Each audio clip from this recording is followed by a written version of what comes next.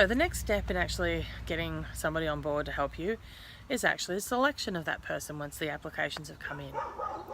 Now that you have worked out what the tasks are and you've clearly put that in the actual job ad, it makes selection really easy. It's a bit of a breeze.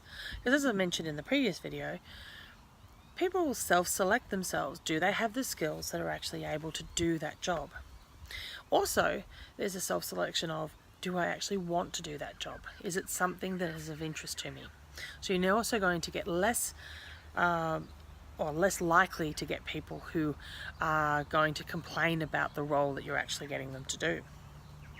So now that you've got the applications back, what you can do then is go through those applications and rate them against the criteria of the role that you want them to do.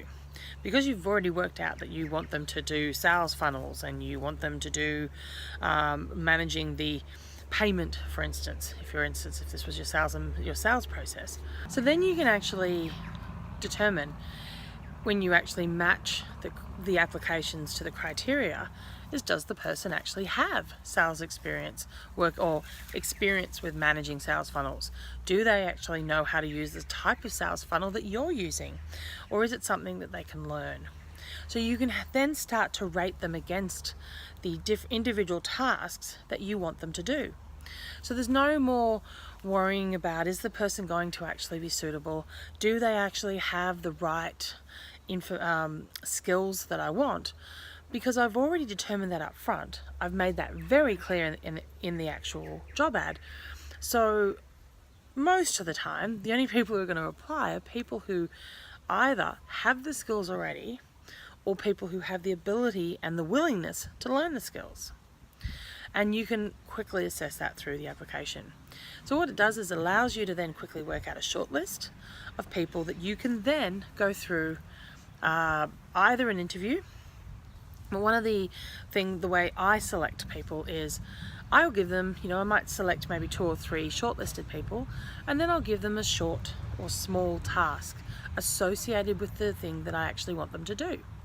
So for instance, a sales funnel, it might be getting them to actually map out an optimum sales funnel for my product. So then it can also be something like, for instance, if I want them to do some writing for me, is giving some samples of some blog posts. Generally, I find that I will pay them if it's, for instance, somebody like a virtual assistant that I'm trying to engage. But that's entirely up to you. And what I will say though and stress is make sure that you're upfront about it. Even actually put it in the original job ad itself that you're going to put them through a little test. From that, then you can actually see what they're like. You've set them a task and you've seen what their actual outcome is. That's going to make it much easier for you to then determine who's the right person to work with you. Look, you're never going to get 100%. It's never going to be completely accurate.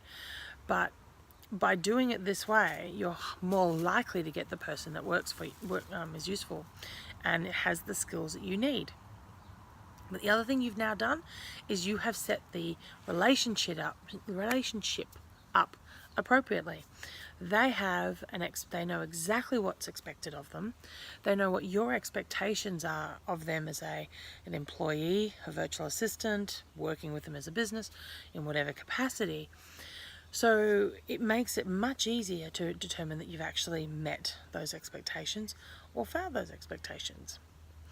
So in the next video, I'll talk about bringing them on board and making sure that your staff member, your first staff member, is actually somebody who's going to be helping you in those 3 to 6 months, those first 3 to 6 months, as opposed to somebody who you are constantly having to help because they're always asking you, how do I do this? Anyway, until next time, I'll talk to you soon.